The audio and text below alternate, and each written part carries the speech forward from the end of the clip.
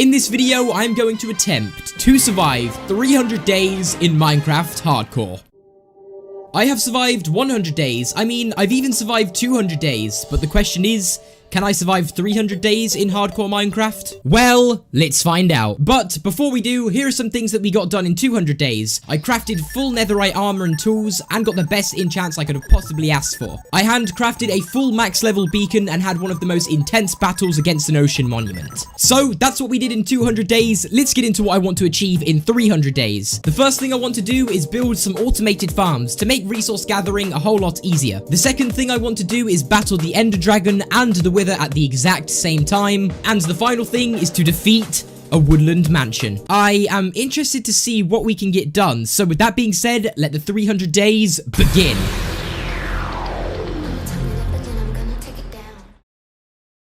Our adventure starts right from where we left off, and like usual, the first thing I decided to do back on the island was go and say hello to my cows. I just wanted to see how they were doing. I went in to see them, and just look at the smile on their faces. They were so excited to see me back. But the cows weren't the only thing I had to go and say hello to. From the last 100 days, I actually got some new guests in my base, so I went to see how they were doing as well.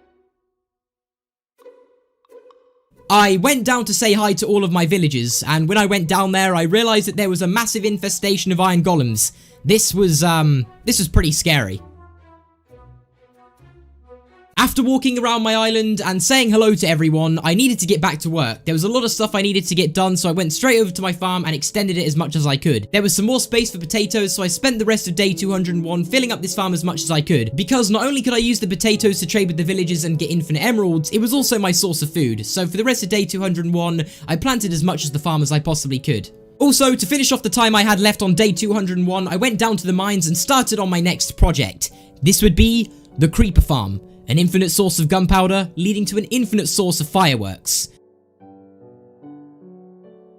With fireworks, not only could I venture wherever I wanted to go, I could also escape bad situations efficiently. At this point, if I wanted to survive any longer, a creeper farm would be extremely necessary, so I spent the next few days mining as much iron and all of the other resources I could, not only for the creeper farm, but also just to get stacked on valuables. On this mining trip, not only did I want to get valuables such as gold and diamonds, I also needed the essentials, so I mined every piece of coal, iron, and even redstone I could get my hands on. My plan was to mine as many valuables as I could, but as I was on this mining trip, something terrible happened. I tripped into lava. This was bad. Lava can deal some serious damage, and I was at danger here.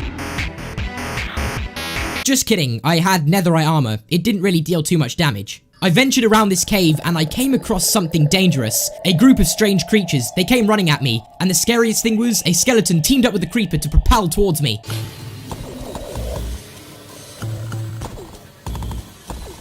I was in some serious danger, but the creeper did actually end up blowing up a hole in the wall which revealed some diamonds from behind, which was pretty lucky.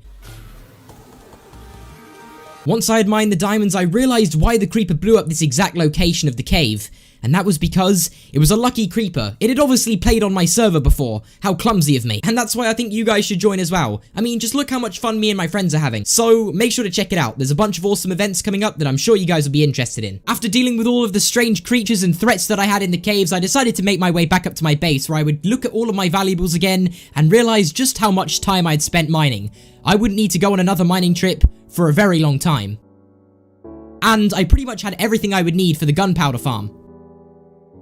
I took some time to place my diamonds into my ender chest, because even though I just got finished mining, the adventures weren't over yet. I had to dive into the depths of the nether to try and get all of the rest of the resources that I would need for this creeper farm. This would include magma blocks. After obtaining all of the magma blocks I needed, I headed back to the overworld to craft all of the other things I would need for the creeper farm. Things like trapdoors and also fence gates. I also realized I didn't have as much wood as I thought, so I spent some time chopping down some trees to get all of the wood I would need for the trapdoors. I would need a lot of trapdoors, and when I say a lot, I really mean a lot of trapdoors. To finish off day 212, I crafted the final things I would needed and began construction on the creeper farm.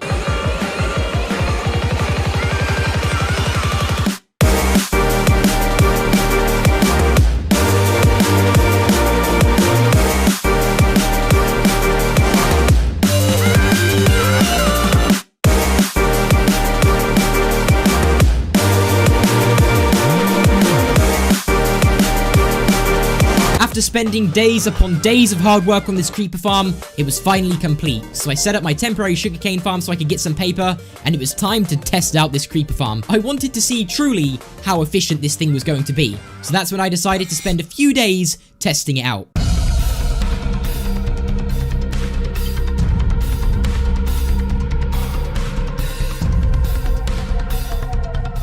It got to day 227, it was time to check how much gunpowder I had made. I checked the chests and I couldn't believe what I was seeing. So much gunpowder. I couldn't wait any longer to turn this into fireworks, so I headed to my temporary sugarcane farm, made as much paper as I could, and made a bunch of fireworks. Once I had placed the paper and the gunpowder in the crafting table and created all of these fireworks, it was time to put them into good use. In the last 100 days, I summoned the portal, which I got in return for defeating the Ender Dragon. It was time to go in there and see what adventures awaited. So I dived into the portal, and I found myself on top of some sort of massive plant.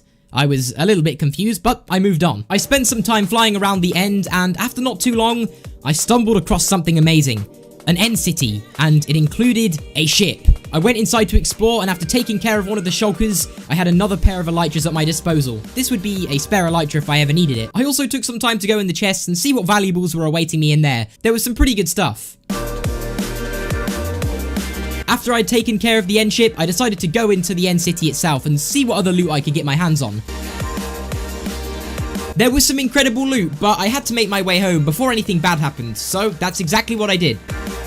When I got back to my base, I crafted some more shulker boxes and even made some farming equipment. With this farming equipment, I could finish off my farm and completely fill it with all of the potatoes I would need. And by day 230, I decided it would be best to craft a cartography table. I needed to start my next adventure, and this would be the Woodland Mansion. Now, for me to defeat a Woodland Mansion, this would require a lot of preparation, and the first piece of this preparation was to get my hands on the Woodland Mansion map. So, for that reason, I decided to make some small improvements onto the villager's home, but the thing was, one of the people living in the villager's home wasn't very happy with me doing this. And well, it was an iron golem that got angry at me. It obstructed me from breaking one of the composters, which made it angry with me, and it chased me down. Also, not to mention, it did a chunk of damage. If I was to take another hit from this, it could have been all over. But thankfully, I handled it pretty well. But I also realized, if I was to get one of the iron golems angry, then wouldn't the rest be annoyed at me? Well, no. They were absolutely fine with me. I don't know why that iron golem was so annoyed at me for just wanting to place some beds for the villagers. Maybe it just didn't want to sleep. On the bright side though, we had a brand new villager in the villager home, and this one would be the cartographer. In the meantime, I went back into the nether to mend up my shovel. I wanted to get a bunch of sand and gravel to start working on my next building project. This would be a mass storage room. The storage in my house was just getting a little bit old, and there was too much stuff in the chests at this point, so I needed somewhere new to store all of my items. So that's when I decided to dig up all the gravel I could find in the nether. Thankfully for me, I found a bunch. And I also weirdly found a random piece of ancient debris, which was pretty cool. I spent quite a while getting gravel, so that's when I decided to switch things up and get another material that I would need for this massive new build that I was going to make. And that thing was cactus. Cactus could be used to get green and also lime dye, so I spent quite a few days gathering as much of this as I possibly could because, well, it would be a major resource that I would need for the base. Before I knew it, it was day 234, and again, my shovel was down on durability, so for this day, I spent quite a while, again, mending up my shovel. Yeah, nothing really that interesting. By day 235, I had the cartographer in the villager home, and I took a quick glance at the trades that it was offering me, and it was 7 emeralds for a map. I knew that if I did enough trades with the cartographer, he would begin to like me a little bit more, and in the end, sell me what I ultimately wanted, and that would be the Woodland Mansion map. So for the rest of day 235, I spent farming up all the potatoes I would need to then sell to the villagers to get emeralds, to then make some good trades with the cartographer. And by day 236, the trades were well underway. I took another look at the villagers' trades and saw that it was doing 10 glass panes for an emerald. I realized instead of going farming again, I could go ahead over to the nearest desert and collect as much sand as I needed to not only get a bunch of glass panes, but to also get sand as well. Because if you remember earlier, I got a bunch of gravel, and gravel plus sand equals concrete. And that's the block that I would be using for my massive build. So by day 237, when I got back to my base, I smelted up all the sand that I could to turn into glass. This would be the glass that I go ahead and sell to the villagers, and I would save the other pieces of sand to combine with the gravel for concrete for my base later on. A little later on into day 237, and I had leveled up the cartographer to the perfect level to get my hands on the woodland mansion. I went back up to get all the stuff I would need, and well, there was a cat in my base, which was pretty cool. By the end of day 237, the time had come. I had saved up all the emeralds to buy the Woodland Explorer map, and I glanced down at it to see exactly where I'd be heading next. The Woodland Mansion. Something that requires some serious preparation, and I needed to take this seriously. I spent day 238 carefully handcrafting all of the things I would need to take on my journey to the Woodland Mansion.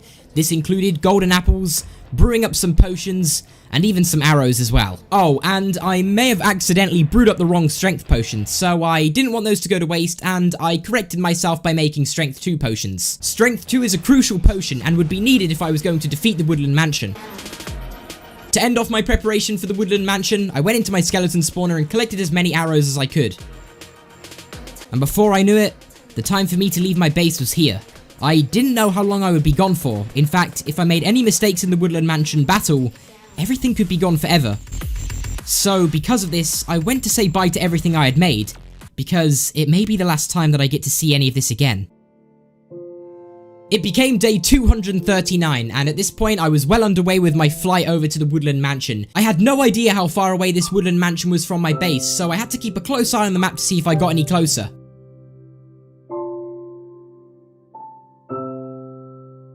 And here it was. I looked at my map and saw that I was getting closer and closer, and before I knew it, I was glancing over at what could be my biggest obstacle in the 239 days I'd survived up to this point. This was going to be extremely difficult. I took a close look at the entrance door and realized that there was nothing really there, so I had a pretty easy way in. It was time. Well, it wasn't actually time. I had to dig down and get some iron in the nearest cave because I forgot my shield. But anyway, I took some quick rest out the front of the Woodland Mansion to end off day 239. And by day 240 I constructed my shield and I was ready for battle. After I'd got rid of the 2 zombies defending the front of the Woodland Mansion, I stormed in there. Nothing was going to stop me. I made sure I had my strength potions on the ready, and I explored around for a little bit and didn't come across too many foes. I took all of the loot I could, but the goodies inside this Woodland Mansion was nothing too crazy. The main thing I was here for was the Totems of Undying. Surprisingly, everything was going amazing, until I locked eyes with my first foe inside of this Woodland Mansion. But to my surprise, there wasn't only one of them, there was another one sabotaging me from behind. I needed to be on high alert at all times, and I had my shield equipped ready for any type of strike. After doing some exploring, I found this massive village ahead being obstructed by a creeper. I knew that if I could get inside this village ahead, there could be some kind of reward waiting for me inside. Which there was, a lapis block hidden inside of this structure. Without any hesitation, I walked up the stairs and prepared for the second floor. This one would be even more difficult than the first. The pillagers were quick, but not quick enough. My combat skills were just too good for them, and I was able to take them out pretty easily. I came across some more, and they couldn't even get one single hit on me, and if they did, it barely did any damage. There was nothing to worry about here. But unfortunately, the pillagers weren't the biggest thing that I was worried about. There was something much more dangerous inside of this Woodland Mansion, and I was scared to face it. I calmly spent some time looting around the Woodland Mansion, and came across one of the rarest items I had ever set my eyes on before. The enchanted golden apple. The enchanted golden apple cannot be crafted, meaning that I was super lucky to get my hands on this thing. It truly was an incredible moment. I turned a corner in the Woodland Mansion, and I gazed upon some evil foes. Not only creepers and zombies, but also some pillagers helping them out as well. Things got extremely intense, and if I wasn't careful, it could have all been over here. Not only did I have the pillagers to worry about, but zombies and creeper explosions as well. I had a whole group of foes on me. I had to watch my step and try and get out of there as fast as I possibly could. I was able to use the creeper's explosion to my advantage, but there was still some more enemies left over. A pillager storming towards me, and 2 zombies slowly making their way over.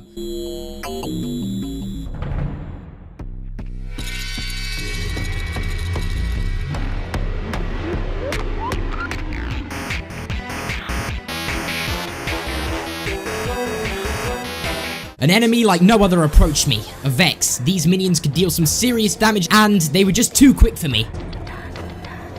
I was able to get face to face with the foe that was summoning in these minions. I took it out with ease. My strength potion combined with my bow was too strong for it, and it even dropped what I came here for. the Totem of Undying, which, when in my possession, would grant me with another life.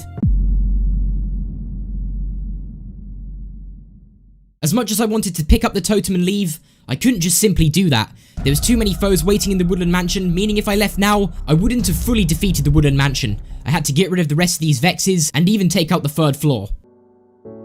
After defeating these minions, I was able to pick up the Totem of Undying, the one item in the game that at this point, I truly needed.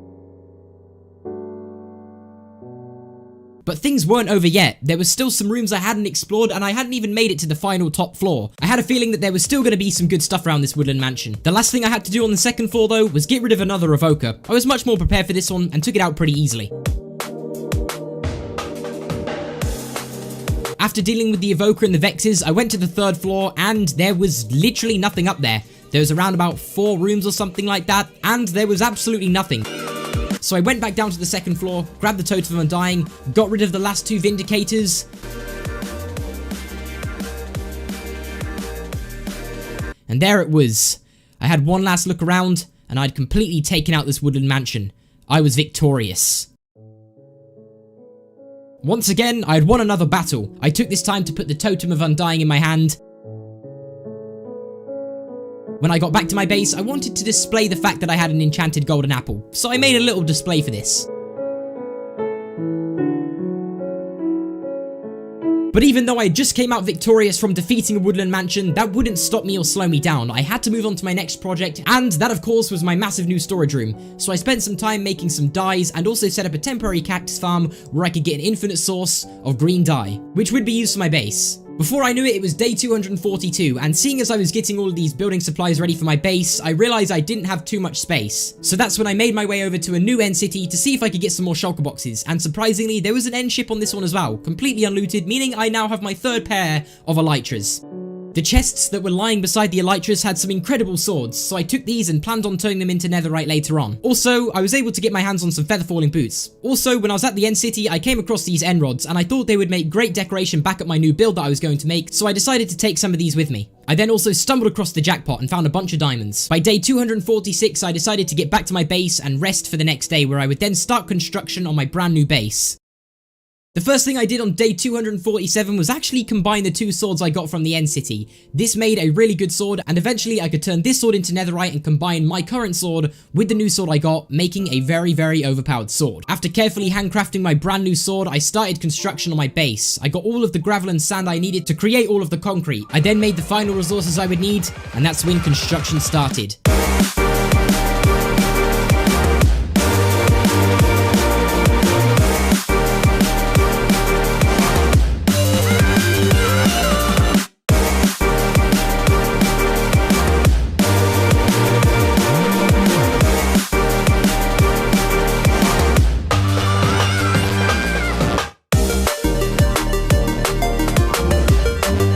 I was super happy with the way the base turned out. It was just what I wanted, but just like any base, it needed some lighting, so I took my Silk Touch pickaxe into the depths of the nether to gather a bunch of glowstone. I gathered all the glowstone that I would need and created a bunch of iron trapdoors. This would be used to kind of make the lighting look a little bit better in the roof. I couldn't just place glowstone randomly everywhere to light it up. I had to make sure it fit the theme of the build. It was day 256 and I glanced out my base and took a look at everything that I had done up to this point. And I had also fully constructed this brand new storage room. I was super happy. I spent the rest of day 256 doing some final touches to the inside of the storage room. I wanted my end chest in there as well, so I placed that in the center. And I also did a little bit of decoration around it as well. I think I did a pretty good job on this storage room if I do say so myself. By the end of day 256, I had fully completed my storage room, which led us on to day 257, where I wanted to go into the nether and collect as much ancient debris as I could get my hands on. I wanted loads of ancient debris, which led me to then go into my creeper farm and get as much gunpowder as I possibly could, so then I could make a bunch of TNT to take into the nether. From day 258 to day 267, I spent in my creeper farm and made a bunch of gunpowder. I spent some time crafting up all the TNT, and the time was here. I was about to jump into the nether portal to just see how much ancient debris I could get my hands on. Ancient debris is of course rarer than diamonds and also stronger, so it wasn't going to be easy to get a bunch of this, but hopefully with this amount of TNT, I could get a perfect amount. I spent many days exploding the nether to get a bunch of ancient debris.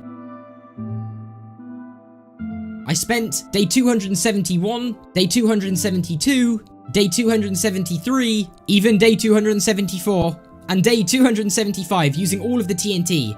At day 276, I took a glance into my inventory and saw just the amount of ancient debris that I had gathered. An incredible stack of 64 and a stack of 37. So, with a smile on my face, I headed back to my base. The first thing that I did when I got home was of course smelt up all this ancient debris. I combined the netherite scraps with gold ingots and got a bunch of netherite. I got over 2 blocks of netherite, which was absolutely crazy. I spent this time upgrading the diamond sword that I made earlier and then combined it with my current sword, giving me a sharpness 5 sword with a bunch of other awesome enchants on it as well. I also upgraded the feather falling boots and combined it with my main boots, meaning I now had feather falling, so if I fell off anything tall, I'd be absolutely safe. After upgrading all of my gear, I realized that I didn't have that many days left until we hit day 300, so there was so much stuff I wanted to get done in such a short amount of time. One of these things was to get a bunch of diamonds, because before 400 days, I would like to have a full diamond beacon, so I wanted to get a head start by getting some diamonds now, so that's what I did between the days 278 and 281. After I did another big mining trip, I combined all my diamonds into diamond blocks, and I actually got quite a lot of them. Although I didn't have enough for a full diamond beacon just yet, these would still come in handy later on. For the next few days, I wanted to tick some achievements off the list. Some of these achievements include shooting a crossbow, using a lodestone, craft some netherite farming equipment, fill a lava bucket, and finally, the riskiest one of them all is to use a totem of undying. I was slightly scared at first, but this is how it went. Yep, just as I thought, it actually worked. But I still had a spare totem. Now, there was only a matter of days left, and well, for the final few days, I wanted to prove myself for the 3rd time, by not only battling an ender dragon, but also a wither. And I mean, I didn't just want to defeat them separately, I wanted to do it at the exact same time, in the exact same place. 2 bosses, 1 location. So that's when resource gathering started. I needed to get all the wither skeleton skulls and also all of the ghast tears, so I dived into the nether with my looting sword and got to work. Between days 286 and 295, I got surprisingly lucky with not only ghast tears, but also wither heads. It looks like my looting 3 sword is really good. Within these days, I was able to get all of the wither skulls really quickly. It was at this point where there was only a matter of days before I was face to face with not only the wither, but the ender dragon as well. On day 296, I crafted the end crystals that I would need to resummon the ender dragon into the world. For the end of day 296, I spent my time flying over to the end portal. It was time to prove myself for the 3rd time. As I took a leap into the end portal, I realized what I was doing. Not only was I about to fight the wither, but the ender dragon at the same time. One wrong move, and everything could be over. I prepared the wither, and I also prepared the end crystals. The time was here. I stared up into the sky and saw each obsidian pole summoning itself once again. The ender dragon was about to come back. And there it was! The ender dragon was in, so I had to quickly spawn the wither. The challenge had begun. Was I worthy enough to take both of them out at the same time? I felt unstoppable. I was flying around and destroying each individual end crystal. Things were so easy. Nothing could stop me at this point. Everything was going amazing until I looked at the wither and saw it wasn't interested in me, but it was interested in everything else around it. All of the endermen and even the ender dragon itself. I knew summoning the wither at the same time as the ender dragon was a huge mistake. Not only was the wither not interested in me, but I couldn't get a hit on it.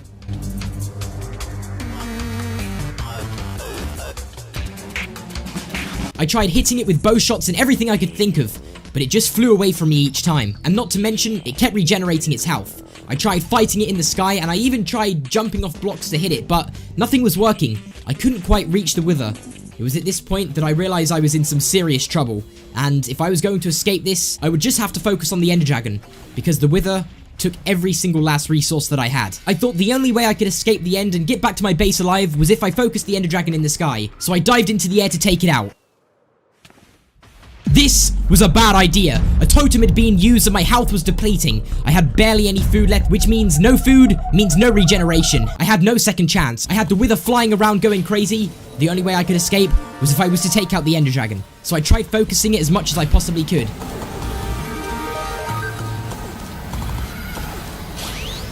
That was in 2 hours left on 2.5 hearts. 1 hit and everything was over. I was extremely scared, but the ender dragon only had a small piece of health left, so I was able to get to its tail and finish off the battle.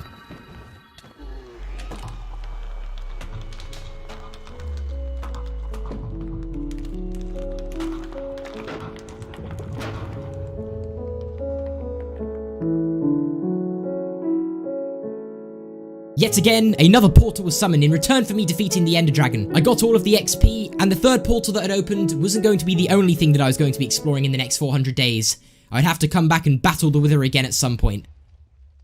But while I could, I decided to get back to my base. It was over. I was away from the Ender Dragon, and I got some rest. It was day 300. I took all of the diamond blocks that I had and started setting up a new beacon. I'm hoping by the end of day 400, I'll be able to complete this diamond beacon. Here it was, day 300. Another 100 days survived in hardcore Minecraft. This was a huge achievement. I had successfully survived another 100 days in Minecraft Hardcore. But there's also a bunch of stuff that I would like to get done in 400 days, so let me know down below in the comments if you guys want to see that. But again, thank you guys so much for watching. There it is, another 100 days survived in Minecraft Hardcore. Hopefully you guys enjoyed. I really enjoyed making it. As I said, let me know down below in the comments if you guys want to see another 100 days. And apart from that, have a great rest of your day, and peace.